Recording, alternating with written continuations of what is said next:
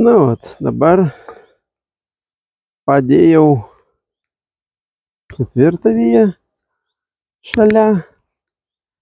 Tą mydą apjoviau kitaip, kad jinai sueitų su šitu lapu gražiai suvesti. Ir dabar toliau tęsiu tos pačius darbus, suvedinėju gražiai ir pamatysit tolimesnį procesą. Aišku, lygiai tą patį kaip ir šičia, ką padariau, tą pirmos vijos montavimą murlato,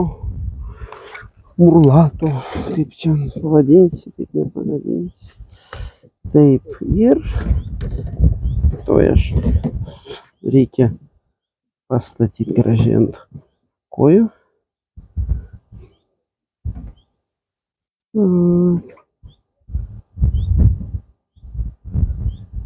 Ir dabar darom darbelius.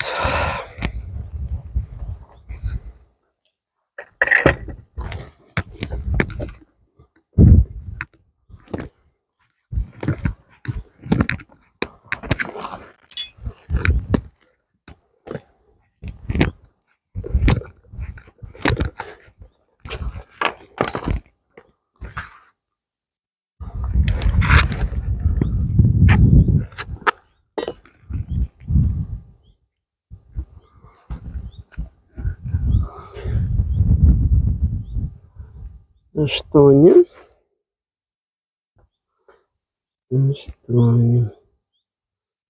Ir vat išgręžti biškutį, kad įlįstų. Jo, toliau.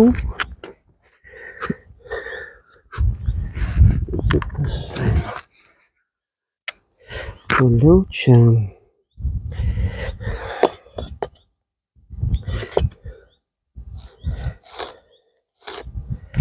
Linija ir nuo centro yra 8. Ir 1, 8 ir 2. Čia taip 8 ir 1. Ir kitą.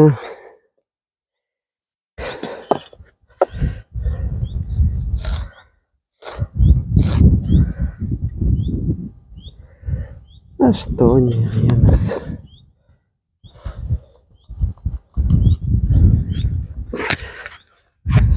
Čia dar gerai, tai tie stripai vienodi. Būna kartais kiekvienas stripas ne savo vietoj ir reikia labai, taip sakant, šitą technologiją skirta tam, kad jeigu kiekvienas stripas ne savo vietoj, bet jūs galite vis tik tai pastatyti ją teisiai, būtent pagal šitą technologiją. Nes čia šitie stripai savo vietoj visi daugmaž 8 atstumas, ten 7, čia 8, bet vienodai. Nu, ten skiriasi ten tie. Bet jeigu čia nedidelė paklaida, tai skaityk, kad čia viskas tas pats, viskas gerai. Bet būna kartais vienas 7, kitas 6, kitas 5, kitas 8, nes jie kai betonuoja, jie ten nežiūri. Ir vat, kad tas atitaikyti, tai vat čia didelė problema būna žmonėm tada. Tai kad vat jos atitaikyti, vat pagal šitą technologiją su Svensono liniuote galima tą kiekvieną stripą į savo vietą atitinkamai krašto. Irgi 8. Nes skubėti čia nėra jokio reikalo, nes galima tik tai savo padaryti daugiau problemų. Čia, labai svarbu tikslumas. 8. Čia gerai padaryta, bet žmogus, kai savo pats darė viską, tai jis tikrai pasistengė. Ir čia žodžiu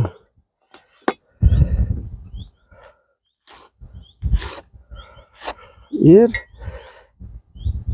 jau gerai, 8.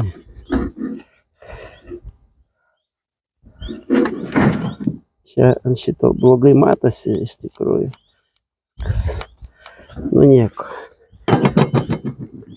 Reikia labai gero markeriu, kad visą tą matyti. Ir tada paimam toliau. Kaip čia matosi, ar matosi? Oi, pasižiūrėsiu. O, gerai matosi. Gerai. Nu ir kad atitaikyti visą sistemą ir kaip kalbėjau, gauti rezultatą mažesnių veiksmų kiekį, turiu galvoje judesių, tai iš karto atitaikom centrą ir pramušam skylę per ne EPDM, per tą vadinamą mydą ir medyje paliekama atžyma, kur reikės gręžti.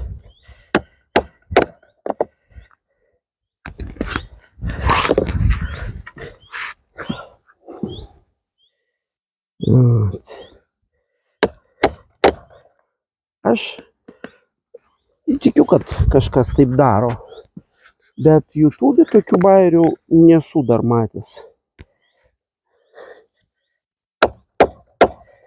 Aš manau, kad tikrai žmonės taip, damastų. Čia nėra nieko ypatingo, bet dar kad pasikartosiu. Jeigu kažkas matė YouTube'inį video tokį, atsiųskit. Būčiau dėkingas.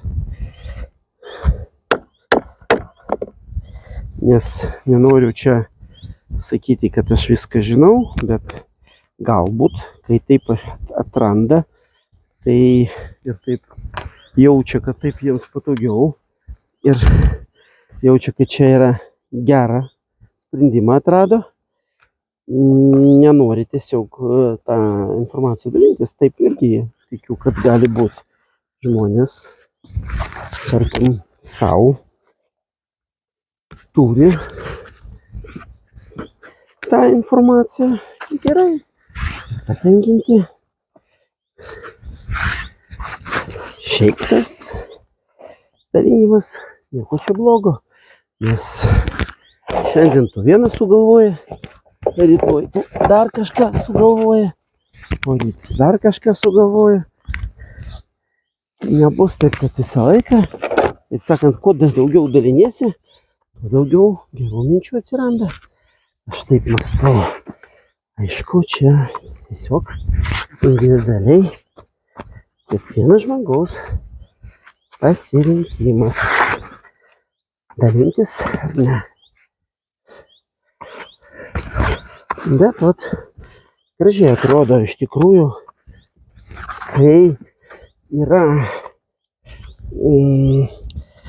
prakalama skylė, o ne prapjaunama ta.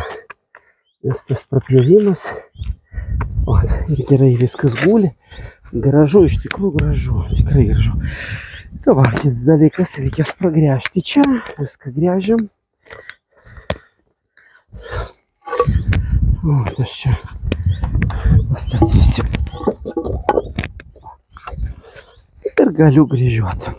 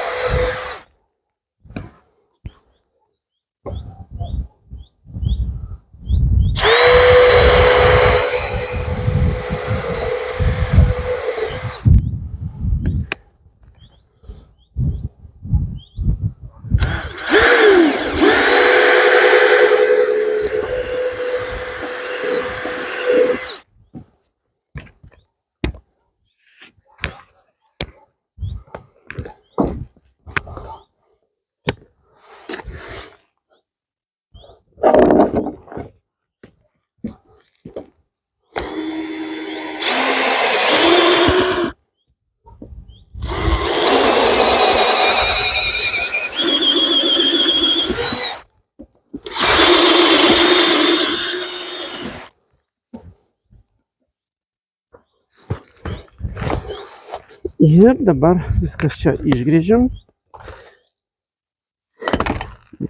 Taip, kaip ir viskas gražu. Dabar, kad mums pataikyti visur ir kad prisukti lengvai, reikia apšlifuoti.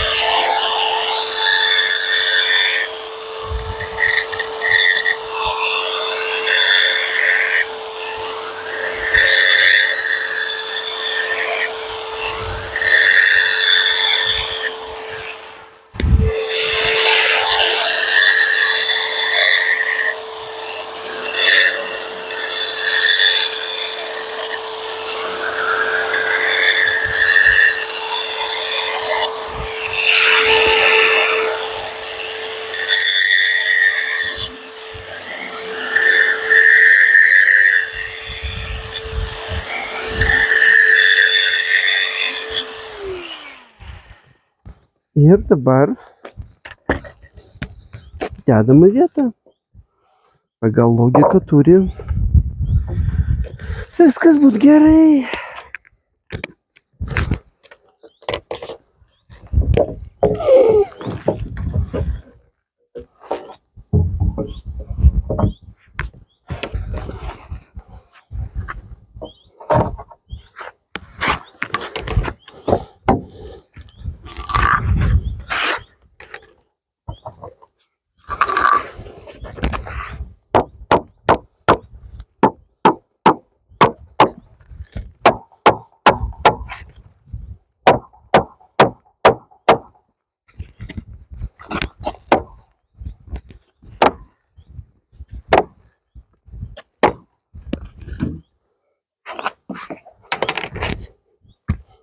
Nu, taip ir gerai.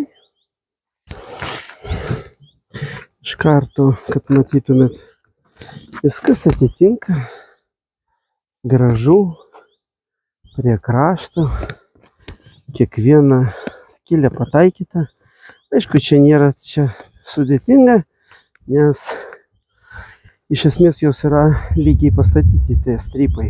8, 8, 8, nebuvo skirtumų. Bet būna tie skirtumai, o kai tie skirtumai būna, tai jau tada jau groja labai gražiai, kai šitą sistemą iš karto matosi jos veiksmingumas. Tai tiek, su jumis buvo Eugenijus Pišinskis, Medžių idėjos. Jeigu bus kokių nors jums projektų arba klausimų, prašom kreipkitės.